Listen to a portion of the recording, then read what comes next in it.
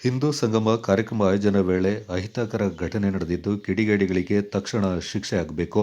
ರಾಜ್ಯ ಸರ್ಕಾರ ಕಾನೂನು ವ್ಯವಸ್ಥೆ ಕಾಪಾಡುವಲ್ಲಿ ವಿಫಲವಾಗಿದೆ. ಆರೋಪಿಗಳ ವಿರುದ್ಧ ಕಾನೂನು ಕ್ರಮ ಕೈಗೊಳ್ಳಬೇಕೆಂದು ಸಂಸದ ಯದುವೀರ್ ಒಡೆಯರ್ ಸರ್ಕಾರವನ್ನು ಒತ್ತಾಯಿಸಿದರು. ನಾಪೋಕ್ಲುವಿನ ಪ್ರವಾಸಿ ಮಂದಿರದಲ್ಲಿ ಭಾನುವಾರ ಏರ್ಪಡಿಸಿದ್ದ ಸಂಸದರ ಭೇಟಿ ಕಾರ್ಯಕ್ರಮದಲ್ಲಿ ಅವರು ಮಾತನಾಡಿದರು. ಈ ಭಾಗದಲ್ಲಿ ಹಿಂದೂಪರ ಸಂಘಟನೆಗಳ ಕಾರ್ಯಕರ್ತರಿಗೆ ಬದುಕಲು ಕಷ್ಟವಾಗ್ತಾ ಇದೆ ಎಂಬುದು ಗಂಭೀರವಾದ ವಿಚಾರ ಎಂದರು. ಸರ್ಕಾರ ಸೂಕ್ತ ಕ್ರಮ ಕೈಗೊಳ್ಳಬೇಕೆಂದರು. ಮೇಲ್ಮಟ್ಟಕ್ಕೆ ತಲುಪಬೇಕು, ಅತ್ಯಂತ ಗಂಭೀರವಾದಂಥ ಬೆಳವಣಿಗೆ. ಎರಡನೇದು ಈ ಅಂಗಡಿ ವಿಚಾರ, ಈಗಾಗಲೇ ಹೇಳಿದ್ವಿ, ಅಲ್ಲಿ ಒಂದು ಗಾಂಜಾ ಗೂಡಾಗಿದೆ, ಕ್ರಿಮಿನಲ್ಗಳದ್ದು ಗೂಡಾಗಿದೆ. ಏನು ಕ್ರಮ ತಗೋಬೇಕು ಅದು ತಗೊಳ್ಳಿ, ಮುಚ್ಚಿ ಅಂಗಡಿ. ಮೂರನೇದು ಈ ಹೇಳಿದರೆ ಈ ಇಸ್ಮೇಲ್ ಅಂತ ವ್ಯಕ್ತಿದು ಏನೇನು ನಡವಳಿಕೆ ಇದೆ ಎಲ್ಲರೂ ಹೇಳಿದ್ದಾರೆ, ಅದು ನಿಮಗೂ ಗಮನದಲ್ಲಿದೆ, ಅದಕ್ಕೂ ಕೂಡ ಸೂಕ್ತವಾದಂಥ ಕ್ರಮ ತಗೋಬೇಕಾಗಿದೆ. ನಾಲ್ಕನೇದು ಎಲ್ಲರಿಗೂ ಕೂಡ ಒಂದು ರೀತಿ ಈಕ್ವಲ್ ಆಗಿ ಟ್ರೀಟ್ಮೆಂಟ್ ಕೊಡಿ. ಅದೇ ನಮ್ಗೆ ಬೇಕಾಗಿರೋದು ಅಷ್ಟೇ. ಅವ್ರಿಗೆ ಒಂದು ಕಾನೂನಲ್ಲ, ನಮ್ಗೊಂದು ಕಾನೂನು. ಅಷ್ಟು ಮಾಡಿದ್ರೆ ನಾವೆಲ್ಲರೂ ಕೂಡ ಶಾಂತಿದ್ರು ಬದುಕಬಹುದು.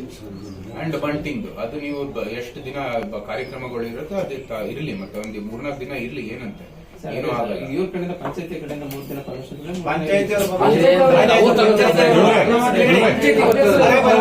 ನಿಮ್ ಜೊತೆಗೆ ಕೆಲಸ ಮಾಡ್ತಾ ಇರೋದು, ನಿಮ್ಮ ಕೊಲಿಗಾಗಿನೇ ನಾವು ಕೆಲಸ ಮಾಡ್ತಾ ಇರೋದು. ನಾವೆಲ್ಲರಿಗೂ ಕೂಡ ಒಂದು ರೀತಿಯಲ್ಲಿ ಸಂವಿಧಾನದ ಅಡಿಯಲ್ಲಿ ಅವ್ರಿಗಿರುವಂತದ್ದು ಕಾನೂನು ನಮ್ಗಿರ್ಬೇಕು, ಅಥವಾ ನಮಗೆ ನೀವು ಜಾರಿ ಮಾಡ್ತಾ ಇರುವಂತದ್ದು ಕಾನೂನು ಅವ್ರಿಗಿರ್ಬೇಕು. ಅದು ಒಂದು. ಎರಡನೇದು, ಇಲ್ಲಿ ಅವರಿಬ್ಬರ ಮೇಲೆ ಸರಿಯಾದಂತಹ ರೀತಿ ಎಲ್ಲ ಸಾಕ್ಷಿ ಸಮೇತ ನೀವು ರಿಪೋರ್ಟ್ ಕೊಡ್ಲೇಬೇಕಾಗಿದೆ. ನಿಮ್ಗೆ ಕಷ್ಟ ಆಗದ ಆಮೇಲೆ ಪೊಲೀಸಿಂಗ್ಗೋಸ್ಕರನೇ ಕಷ್ಟ ಆಗೋದಿದೆ. ಭವಿಷ್ಯದಲ್ಲಿ ಇದು ಪೊಲೀಸಿಂಗ್ಗೋಸ್ಕರನೇ ಕಷ್ಟ ಆಗುತ್ತೆ. ಇಂಥ ವ್ಯಕ್ತಿಗಳು, ಇಂಥ ಆಲೋಚನೆ ಇರೋರು, ಮತ್ತೆ ಈ ಮೂಲಭೂತ ಚಿಂತನೆ ಇರೋರು ಎಲ್ಲರೂ ಕೂಡ ಅವಕಾಶ ಕೊಟ್ರೆ ನಿಮ್ ಪೊಲೀಸ್ ಇಲಾಖೆಗೆ ಕಷ್ಟ ಆಗುತ್ತೆ. ಇಲ್ಲ, ಅವ್ರದ್ದು 3 ತಿಂಗಳು ಇಟ್ಕೊಳ್ಳೋದು, ನಮ್ದು 3 ದಿವಸ ತೆಗೀರಿ ಅಂತೇಳಿ ಕಾನೂನು ಮಾಡಬೇಡಿ, ಎಲ್ಲರಿಗೂ ಒಂದೇ ಮಾಡಿ. ಮತ್ತೆ ಇನ್ನೊಂದು ಕಂಪ್ಲೇಂಟ್ ಇದೆ, ಏನಾದ್ರೂ ಚಿಕ್ಕ ಗಲಾಟೆ ಆದ್ರೆ ನಿಮ್ಮ ಸ್ಟೇಷನ್ಗೆ ಒಂದು 200 ಜನ ಮುಸ್ಲಿಂ ಸೇವೆ ಬಿಡ್ತಾರೆ ಅಂತ ಹೇಳೋದಿದೆ. ಯಾಕೆ ಹಂಗೆ ನುಗ್ಸ್ತೀರಿ ಅವ್ರನ್ನ? ಕಂಟ್ರೋಲ್ ಮಾಡಿ ಅವ್ರನ್ನ. ಮತ್ತೆ ಏನು ಇದು ಡ್ರಗ್ಸ್ ಇದೆ, ಅವ್ರನ್ನ ರೈಡ್ ಮಾಡಿ ಅದು ಎಲ್ಲಿಂದ ತಂದಿದ್ದಾರೆ, ಮೂಲ ಎಲ್ಲಿಂದ ಇದಾಗಿದೆ ಅಂತ ಸ್ವಲ್ಪ ಪತ್ತೆ ಹಚ್ಚಿ. ಅದೇ ಮಾಡಿದ್ರೆ ಸರ್, ಆಗ್ತದೆ. ಈ 2 ತಿಂಗಳಲ್ಲಿ ಸರ್ 5 ಕೇಸ್ ಮಾಡಿದ್ದೀನಿ ಸರ್. 2 ಕೇಸಸ್ 5 ಕೇಸ್ ಎಲ್ಲ ಕೂಡ ಒಳ್ಳೆ ಕೇಸ್ನ ಮಾಡ್ತೀರಾ, ಆದ್ರೆ ಮೂಲಕ ಹೋಗೋದೇ ಇಲ್ಲ.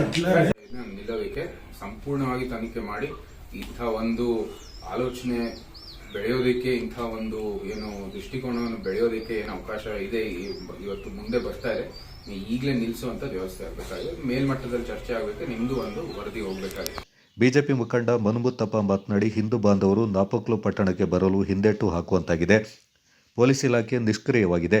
ಹಿಂದೂ ಕಾರ್ಯಕರ್ತರ ಮೇಲೆ 10 ಕಾನೂನುಗಳನ್ನು ಹೇರಲಾಗ್ತಾ ಇದೆ ಎಂದರು.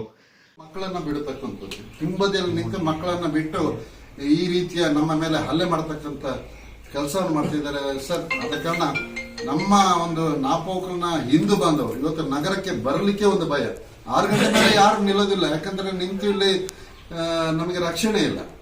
ಪೊಲೀಸ್ ಇಲಾಖೆಯಿಂದ ಅಂತೂ 100ಕ್ಕೆ 100 ರಕ್ಷಣೆ ಇಲ್ಲ. ಈಗ ಇನ್ನೊಂದು ಹೊಸದಾಗಿ ಬಂದಿದೆ, ಈಗ ನಾವೊಂದು ಸಮಾವೇಶ ಮಾಡಬೇಕಾದ್ರೆ ಅದಕ್ಕೆ 28 ಕಾನೂನುಗಳು. ನಮ್ಮ ಬಲಮೋಡಿ ಪಂಚಾಯಿತಿಯಲ್ಲಿ ಏನು ನಾವು ಹಿಂದೂ ಸಮಾವೇಶ ಮಾಡ್ತಾ ಇದ್ದೀವಿ, ಅಲ್ಲಿ ಒಬ್ಬರು ಮುಸಲ್ಮಾನರು ಇಲ್ಲ, ಅಲ್ಲಿ ಸಮಾವೇಶ ನಡೆಸ್ತಾ ಇರೋದು.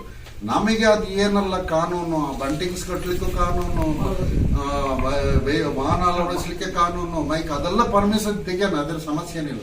ಆದರೆ ದಿವಸಕ್ಕೊಂದು ಕಾನೂನುಗಳನ್ನು ಹೇಳ್ತಕ್ಕಂಥದ್ದು, ಈ ರೀತಿ ಮಾಡತಕ್ಕಂಥದ್ದು. ನಮ್ಮ ಮಕ್ಕಳು ಇಲ್ಲಿ ವಾಹನದಲ್ಲಿ ಜಯಗೋಸ್ಕರ ಹಾಕೊಂಡು ಹೋದ್ರು ಅವ್ರ ಮೇಲೆ ಕ್ರಮ ಮಾಡುವಂಥದ್ದು.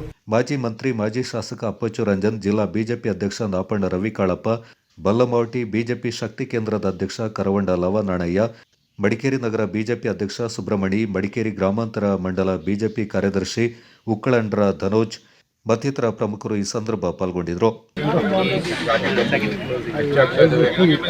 ಕಿಡಿಗೇಡಿಗಳಿಗೆ ಒಂದು ವೇದಿಕೆ ಕರ್ನಾಟಕದಲ್ಲಿ ಸೃಷ್ಟಿಯಾಗ್ತದೆ. ರಾಜ್ಯ ಸರ್ಕಾರ ಕಾನೂನು ಮತ್ತು ಸುವ್ಯವಸ್ಥೆ ಸಂಪೂರ್ಣವಾಗಿ ವಿಫಲ ಆಗಿದೆ. ಮತ್ತೊಮ್ಮೆ ಅವರು ಒಂದು ಹಿಡಿತ ತಗೋಬೇಕಾಗಿದೆ, ಅವ್ರ ಕೈಗೆ ಬರಬೇಕಾಗಿದೆ, ಮತ್ತು ನಂತರ ಸೂಕ್ತ ಕ್ರಮ ತಗೋಬೇಕಾಗಿದೆ. ನಿರ್ದಿಷ್ಟವಾಗಿ ಈ ಪ್ರಕರಣದಲ್ಲಿ ಈ ಹಲ್ಲೆ ಮಾಡಿರುವಂಥ ವ್ಯಕ್ತಿ ಈಗಾಗಲೇ ಬಾಂಡ್ ಕೂಡ ಸೈನ್ ಮಾಡಿದ್ದಾನೆ. ಇಂಥ ಒಂದು ವರ್ತನೆ ಇನ್ನೂ ಮಾಡಲ್ಲ ಅಂತ ಆ ಬಾಂಡ್ ಕೂಡ ಇವತ್ತು ಉಲ್ಲಂಘನೆ ಆಗಿರ್ತಕ್ಕಂಥದ್ದು ಬಹಳ ಸ್ಪಷ್ಟವಾಗಿ ಕಾಣ್ತಾ ಇದೆ. ಅದು ಕೂಡ ಪೊಲೀಸ್ ಇಲಾಖೆ ಸೂಕ್ತವಾದಂಥ ಕ್ರಮ ತಗೋಬೇಕು ಅಂತ ನಾವು ಒತ್ತಾಯಿಸಿದ್ದೀವಿ. ಅದನ್ನು ಕೂಡ ನಾವು ಕೊಡಗು ಚಾನಲ್ ನ್ಯೂಸ್, ದುಗ್ಗಳ ಸದಾನಂದ, ನಾಪೋಕ್ಲು.